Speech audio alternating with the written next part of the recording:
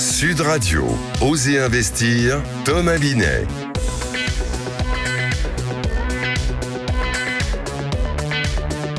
Et on est de retour avec Thomas Binet, justement, on parle de votre argent, comment le placer, où le placer, est-ce que c'est le moment? Tiens Thomas, on parle de quoi aujourd'hui? Tout à fait, parce qu'on va parler quand même du prêt à taux zéro et des changements en vue. On va recevoir Nicolas Debussy, directeur général de Perle, et on va parler investissement nu propriété.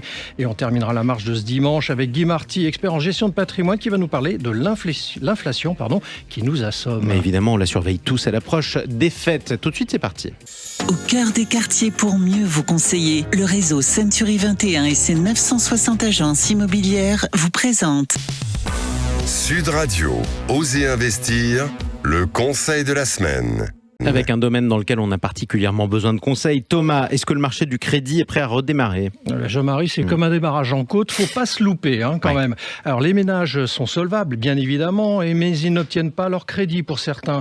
Les taux de crédit à 4,25% pour un emprunt sur 25 ans actuellement. Quand même, il faut se souvenir qu'il y a un an, nous étions autour des 2,40. Voilà. Alors il y a surtout un changement de la perception quand même des emprunteurs. Ils sont en chien de faïence entre les acheteurs et les vendeurs. Chacun se regarde en se disant le premier qui va tirer va gagner. Des milliers de dossiers sont quand même bloqués au niveau des banques. La clause est clairement identifiée. Au-delà, bien sûr, du taux de crédit, c'est le taux d'endettement, donc le coût du crédit sur les revenus disponibles. Il ne faut pas que cela dépasse les 35%. En d'autres termes, Houston, on a un problème, mais est-ce que les pouvoirs publics en ont pris conscience? Depuis septembre dernier, rien n'a été fait globalement, car la Banque de France craint le surendettement donc des emprunteurs.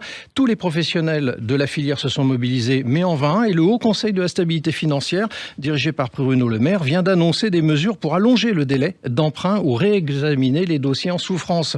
Alors la bonne nouvelle, c'est quand même que tout est sous condition, mais malgré tout, on allonge la durée du crédit de 25 à 27 ans. Cela baissera quand même le poids des mensualités. Mais deuxième chose, il faudra quand même que les travaux de rénovation soient engagés et qu'ils représentent 10% du coût total de l'opération. Alors tout ça c'est très bien, mais est-ce que ça va suffire à réveiller le marché de l'immobilier? Non, probablement pas. Ils veulent réveiller le marché de l'immobilier qui est au ralenti. Mais rappelons quand même que l'immobilier neuf, c'est 50% en moins. Les maisons individuelles, on dit entre 60 et 70%. L'ancien, les prix ne baissent pas. La pénurie de logements, location, le calendrier de la rénovation énergétique qui est intenable.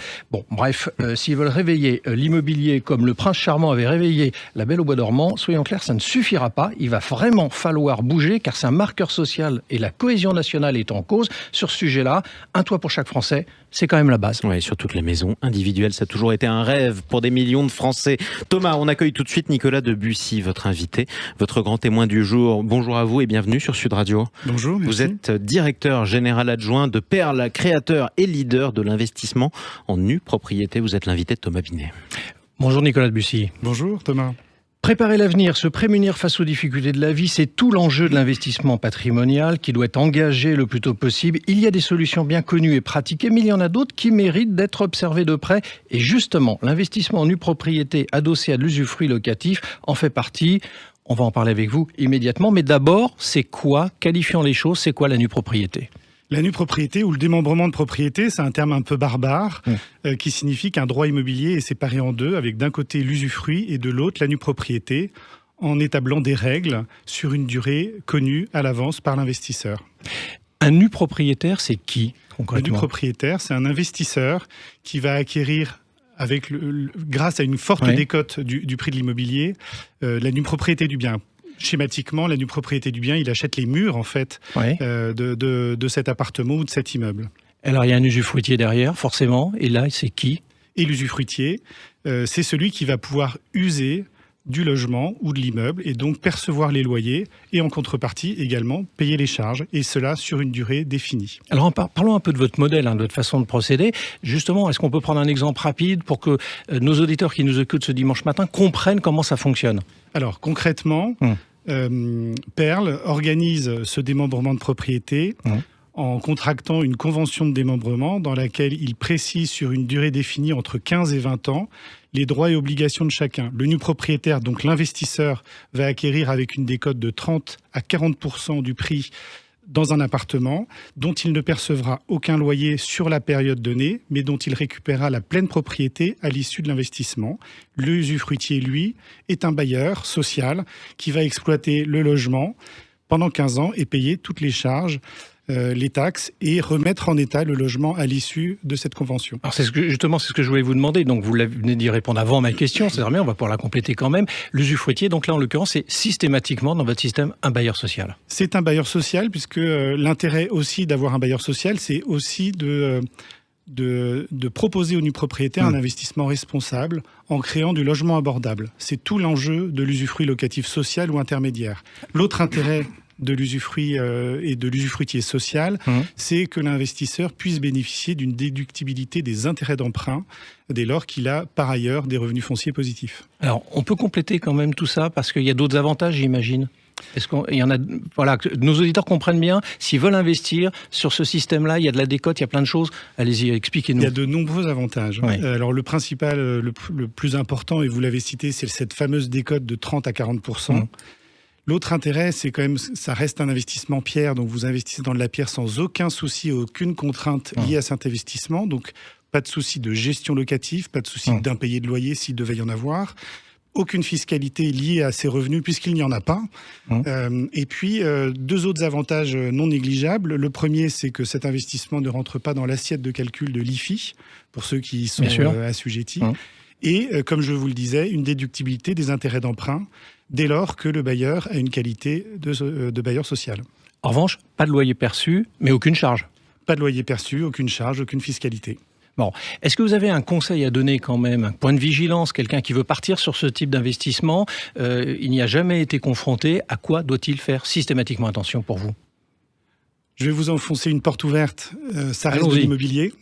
Ça reste de l'immobilier, donc évidemment, il faut de toute façon privilégier l'emplacement. Ça tombe bien, l'usufruit locatif social, l'idée c'est de créer du logement abordable dans des zones tendues, là où il n'est pas évident d'ailleurs pour les bailleurs sociaux d'accroître et de développer leur patrimoine. Donc le premier avantage, c'est celui-ci. Le deuxième point de vigilance important qu'il faut avoir, c'est que c'est un investissement long terme, même s'il est liquide et qu'on peut s'en séparer à tout moment.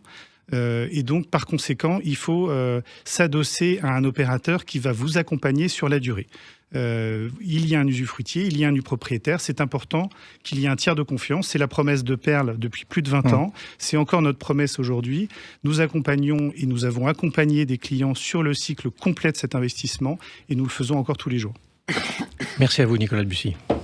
Et merci à vous d'être passé. Je rappelle que vous êtes par ailleurs directeur général adjoint de Perle, leader de l'investissement en nue propriété. Tout de suite, tiens, le coin de l'expert. Intergestion REM, spécialiste de l'épargne en SCPI depuis plus de 30 ans, présente Sud Radio, Osez investir, le coin de l'expert. Avec l'expert d'Oser investir sur Sud Radio, nous sommes avec Guy Marty, fondateur de pierrepapier.fr, qui est également notre expert en gestion de patrimoine. Vous allez nous parler d'inflation, Guy, aujourd'hui. Oui, avec Jean-Marie, absolument. Avec Guy, on va parler de l'inflation parce que c'est un sujet quand même qui revient comme un serpent de mer. Alors les prix ont soudain progressé en 2022, puis les banques centrales ont brutalement monté les taux d'intérêt. Alors il semblerait que l'inflation soit aujourd'hui en train de baisser à nouveau. Comment voyez-vous la situation, Guy Marty ? Très clairement, Thomas, notre confiance a été mise à rude épreuve. D'abord parce que les indices sont des moyennes et il suffit de faire ses courses pour s'apercevoir que le pouvoir d'achat est sérieusement attaqué. Ensuite, parce que la plupart des prévisions ces derniers temps ont été malmenées. Généralement, les problèmes géopolitiques sont source d'inflation. Et puis, il y a eu les sécheresses cet été qui pourraient créer des augmentations de prix. Alors on parle quand même du constat selon lequel on a des chances de connaître une inflation qui va durer assez longuement, c'est ça ? D'après vous, rapidement ? Alors, les économistes se partagent, mais disons, il faut s'y préparer. Voilà. D'accord. Et du coup, les placements, que peut-on en déduire sur ce classe d'actifs ? Ce qu'il faut savoir surtout, c'est que l'inflation est un impôt très silencieux, mais très efficace. Si, par exemple, vous avez 1000 euros, vous aviez 1000 euros fin 2021, on admet l'indice à 6% pour 2022, eh ben, vous étiez à 940 début 2023. Encore 5% en 2023, crac, vous avez encore perdu 47 euros. Mais tout ça, c'est fait sans qu'on s'aperçoive, parce qu'il y a toujours 1000 euros. Oui, c'est une maladie silencieuse. Exactement. Guy, sur le long terme, concrètement, pour nos auditeurs qui vont faire leurs courses de Noël, ça va donner quoi ? Alors, pour moi, Noël, c'est pas le long terme, heureusement. Non, mais aujourd'hui, il se pose la question, et du coup, il faut économiser, c'est ça ? En termes de placement, si vous voulez, Ouais. ce qu'il faut se dire, c'est que si on avait une inflation de 5% par an pendant 10 ans, 1000 euros deviennent 600 euros. Sauf que c'est du ni vu ni connu, parce qu'on a toujours 1000 euros. C'est la valeur de l'épargne qui est attaquée. Donc, il faudra être vigilant et trouver les moyens de se protéger. On va suivre ça de près. Exactement, ça fera toujours moins de cadeaux à Noël, en tout cas, pour Non, répondre à la non, question pas de Thomas. question. Exactement, merci à vous en tout cas, Thomas Binet. On vous retrouve dimanche prochain pour un Avec nouveau plaisir. numéro d'Oser Entreprendre et Oser Investir. Sud Radio, Osez investir, Thomas Binet.